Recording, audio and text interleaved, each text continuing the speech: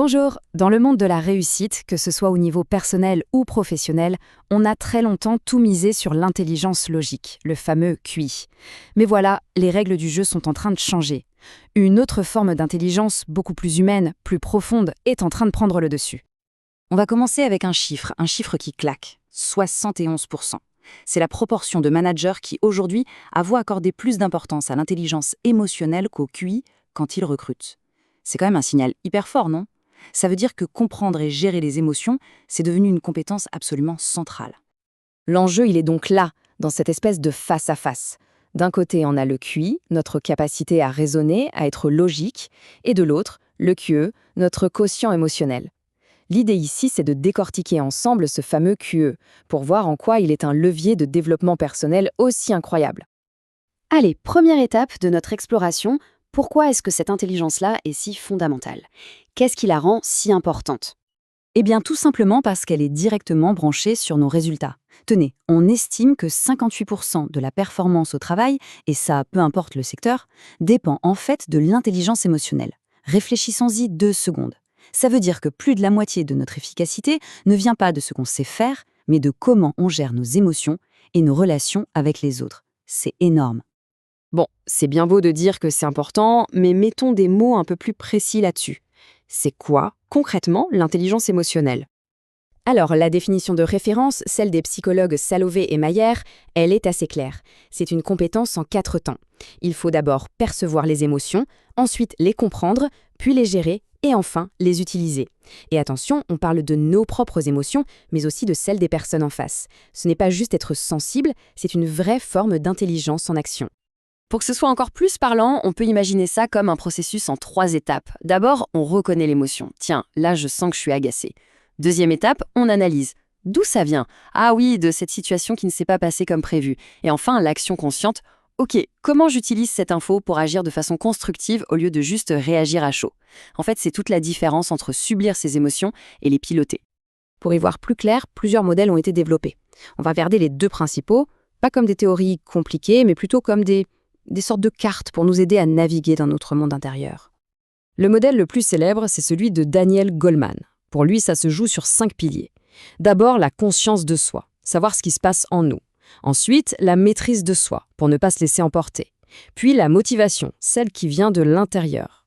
Après, l'empathie, cette capacité à sentir ce que les autres ressentent. Et enfin, la gestion des relations, pour créer des liens sains et solides. C'est une vraie feuille de route. Le modèle de Mayer et Salovey, les pionniers, est un peu différent. Il est plus centré sur les aptitudes. Pour eux, tout commence par la perception des émotions. Ensuite, on apprend à s'en servir pour mieux réfléchir, par exemple pour être plus créatif, puis vient la compréhension de leur complexité, et enfin, on apprend à les gérer pour atteindre des objectifs. Ce sont 2 approches très complémentaires finalement. D'accord, la théorie, c'est clair. Mais maintenant, la question qu'on se pose tous, qu'est-ce que ça change concrètement dans la vie de tous les jours ? Quels sont les bénéfices ? Alors là, cette étude de l'université Carnegie Mellon, elle est juste dingue. Elle nous dit que 85% de notre succès au travail ne dépend pas de nos diplômes ou de notre expertise technique, mais de notre savoir-être, de nos compétences humaines. Seulement 15% pour la technique. Ça remet pas mal de choses en perspective sur ce qu'on devrait apprendre, non ? Sur un plan plus personnel, les bénéfices sont immenses. Développer son intelligence émotionnelle, c'est devenir plus solide face aux coups durs, c'est avoir une confiance en soi plus stable, c'est aussi prendre de meilleures décisions quand on est sous pression, libérer sa créativité et, point très important, c'est une super protection contre le burn-out. Et ce qui est génial, c'est que cet impact individuel se propage à tout le groupe. Une personne intelligente émotionnellement communique mieux, tout simplement. Mettez-en plusieurs ensemble et vous créez une équipe où les conflits se règlent de manière saine, où l'entraide est la norme et où le leadership devient vraiment inspirant. On pourrait dire que l'intelligence émotionnelle est contagieuse, et dans le bon sens du terme. Et là, on arrive au point crucial. La meilleure nouvelle de tout ça, c'est que ce n'est pas une fatalité. On n'est pas bon ou mauvais de naissance. Alors la question, c'est comment on fait pour entraîner et muscler sa propre intelligence émotionnelle ? C'est la question que tout le monde se pose. Est-ce qu'on est avec un certain niveau, un certain potentiel, et puis, c'est tout ? Est-ce que les dés sont jetés dès le départ ? La réponse est un grand non, et c'est une réponse pleine d'espoir. L'intelligence émotionnelle, c'est une compétence. Et comme n'importe quelle compétence, comme apprendre à jouer de la guitare ou à faire du vélo, ça se travaille, ça s'apprend et ça se renforce avec de la pratique.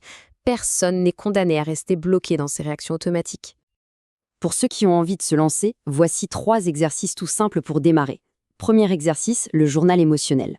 Chaque soir, on prend 5 minutes pour juste noter ce qu'on a ressenti dans la journée. Ça muscle la conscience de soi. Deuxième piste, la pause empathique. Juste avant une discussion importante, se poser la question « Comment se sent l'autre à mon avis ?» Ça développe notre radar social. Et enfin, la respiration consciente. Quand une grosse émotion monte, hop, on se concentre sur 3 grandes inspirations et expirations. C'est un outil hyper simple pour reprendre les commandes. En fait, développer son intelligence émotionnelle, ce n'est pas une destination à atteindre, c'est un chemin. Et ce chemin, il commence toujours par un tout petit pas, la curiosité envers ce qui se passe à l'intérieur de soi. Alors pour commencer ce voyage, la vraie question, ce n'est pas comment je deviens meilleur, mais juste quelle est la première émotion qu'on va choisir d'observer avec bienveillance, là, maintenant.